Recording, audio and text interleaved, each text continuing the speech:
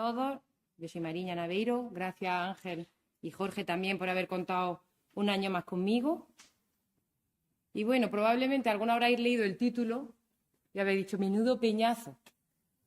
Tiene su interés. Evaluación de la variabilidad interobservador en la medición ecográfica de mioma uterino. La idea de traerlo en curso de actualización es que este tema realmente comenzó en este curso de actualización hace un par de años y, de hecho, si algunos estáis repitiendo, es posible incluso que hayáis formado parte de este estudio, ¿vale? Un estudio que llevamos a cabo Ángel, Rebeca, Benito y yo. Y bueno, voy a intentar que no sea muy peñazo, que así a priori podría parecerlo. Vamos a empezar para poner un poquillo en situación con un caso clínico. Imaginad esta mujer de 42 años que va a una revisión, un tema, y de repente encontramos esa ecografía. Y va a la consulta de Fran. Y como Fran es muy detallosa y muy concienzuda, le mide el mioma en sus 3 diámetros, 36 por 37 y por 32. ¿Qué pasa? Que como mioma que aparece y como recomendación de la SEGO, pues le da su revisión a los 6 meses. Y a los 6 meses la veo yo y yo lo mido y me mide 38 por 39 por 38. Ha crecido ese mioma, cambiaría la actitud. Yo personalmente diría, nada, señor, no se preocupe, ese mioma está igual. No, está tranquila, está estable. Y aquí entra en concepto la palabra variabilidad interobservador, que es cuando dos personas miden lo mismo, pero el resultado es diferente. Y el resultado, o sea, esa diferencia de tamaño puede condicionar el seguimiento y a veces el tratamiento. Y de hecho, este protocolo de la SEGO que se publicó hace poquísimo, en noviembre, dicen que no necesita tratamiento, pero tampoco seguimiento, miomas en pacientes asintomáticas, que no crezcan estables y, bueno, un tamaño pequeño del útero. O sea, que no habría ninguna evidencia a esas mujeres ni siquiera de hacerle un seguimiento anual. A esas mujeres le daríamos el alta. Es decir, encontramos un mioma por primera vez, lo medimos, le damos su revisión a los 6 meses, lo medimos y vemos cómo está. Si acaso le podemos dar una al año y si no crece el mioma y la mujer es asintomática, a esa mujer le damos el alta. ¿Pero qué es crecer? No crece. ¿Eso qué es? Pues en este mismo protocolo de la SEGO dice que crecer es cuando el volumen, cuando el volumen del mioma aumenta un 25%. Esto se lo han sacado de una opinión de expertos, ¿vale? No sé muy bien de dónde viene ese dato. ¿Alguien mide volumen? Yo no mido volumen habitualmente y pongo la mano en el fuego, mis compañeros de la consulta. Bueno, Ángela a lo mejor mide el volumen de vez en cuando para sus artículos de radiofrecuencia. No sabemos medir volumen, pero vamos a medir volumen, a ver este mioma que medimos en Fran y que después medí yo, ¿qué pasa? El volumen de una elipse se mide pi partido por 6 por los 3 diámetros, ¿vale? Por eso Fran lo ha hecho muy bien y ha medido los 3 diámetros. Eso sería básicamente diámetro 1 por 2 por 3 por 0,52.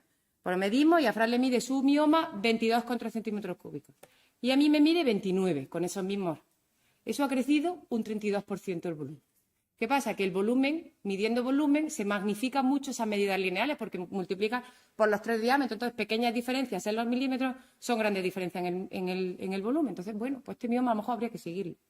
Entonces, con ese sustrato y con esa información que de la medición de los miomas depende del operador, de qué plano coja, de cómo pongan los calipers, de tu práctica, pues surgió ese objetivo de ese estudio que os vamos a presentar, que es investigar la magnitud de la variabilidad interobservador en la medida ecográfica de los miomas, pero ya además intentar identificar qué factores, qué potenciales factores podrían afectar a esa variabilidad.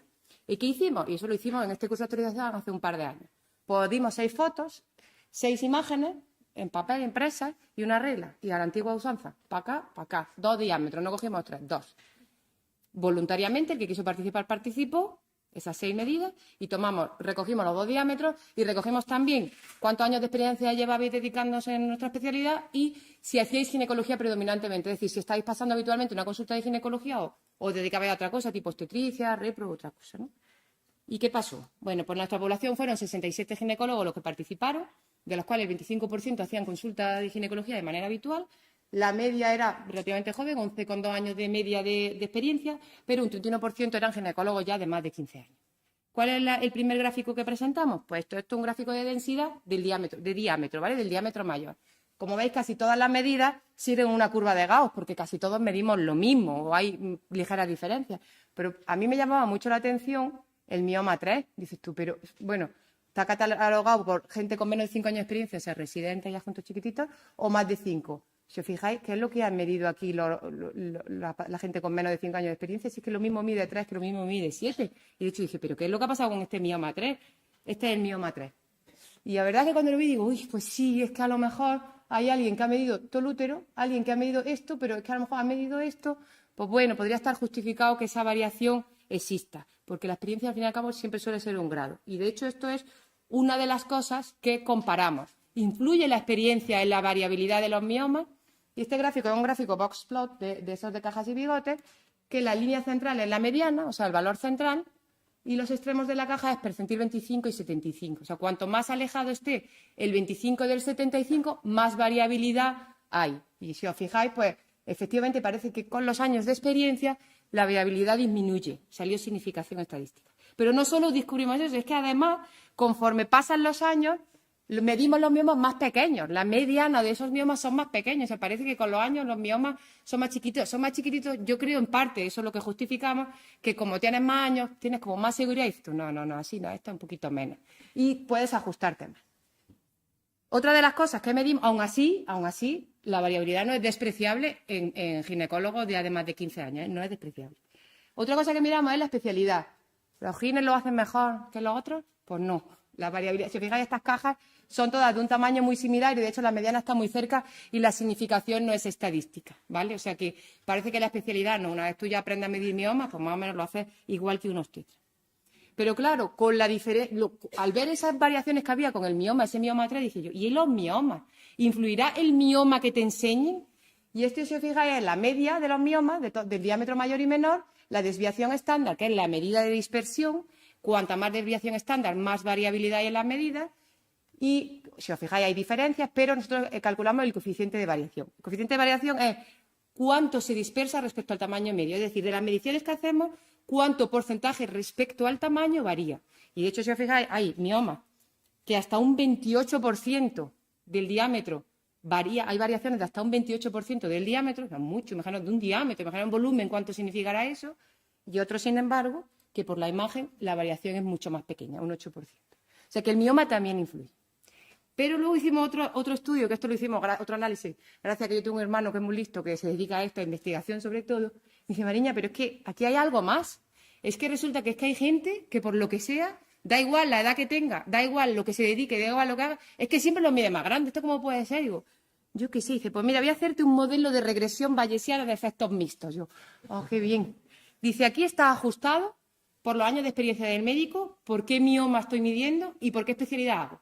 Y hay otra cosa, que es que cada médico por sí mismo tiene su forma de medir. Hay médicos que todos los miomas los miden más grandes que otros. Y dice, ¿eso por qué? Digo, pues eso, pues lo mismo, ¿veis? Aquí salen fuera de la línea, unos poquitos por fuera y otros poquitos salen por debajo. Y yo digo, pues esto es porque hay gente como en la vida misma, ve el vaso medio lleno, el vaso medio vacío. Pues no lo sé, porque hay gente que mide más de manera normal y de otra gente mide menos. Así es la vida. El caso es que la variabilidad entre miomas es una realidad y depende de varias cosas.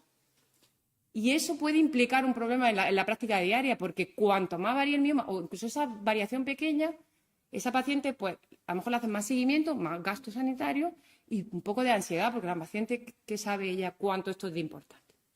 Entonces, ¿qué hacemos? ¿Inteligencia artificial nos lo va a solucionar como toda la inteligencia artificial? Bueno, pues yo he hecho una búsqueda, he intentado ser muy exhaustiva y de momento no, es que no hay nada publicado de esto, absolutamente nada. Lo único que hay de la inteligencia artificial y que no está tan relacionado es la evaluación de masas ováricas, catalogarlas en benignas y malignas. Y eso lo hace bastante bien. Lo hace igual de bien que un experto, ¿eh? No mejor.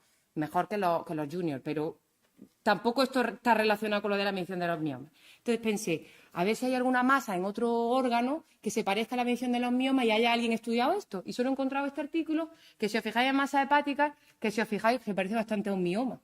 Y ahí la IA dice que no hay una reducción, o sea, que no se demuestra de momento una reducción en la variabilidad ni tampoco superioridad en la medición cuantitativa. Es verdad que realmente este artículo, si te lo lees, no lo puedes comparar al nuestro, porque esto solo lo compara con 2 medidores. Entonces, no es lo mismo 67 midiendo que 2 personas midiendo. O sea, que realmente no es comparable. Pero sí que me pareció muy interesante que hablaba de la segmentación automática, y es que la IA puede dibujar la lesión píxel a píxel, ir diferenciando píxel a píxel qué parte forma la masa y qué parte forma tejido sano.